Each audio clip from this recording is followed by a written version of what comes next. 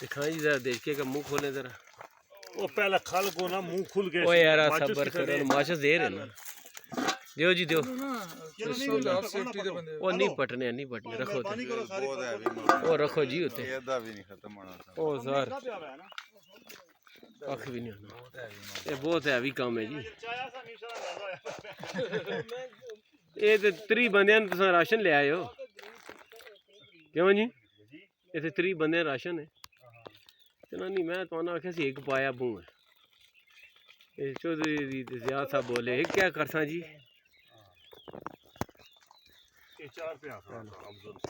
हाँ 4 पूरे ग्राउंडे की दावत करनी ना जी। लगी आग नहीं बुझनी क्यों जी चौधरी साहब, यही गल है।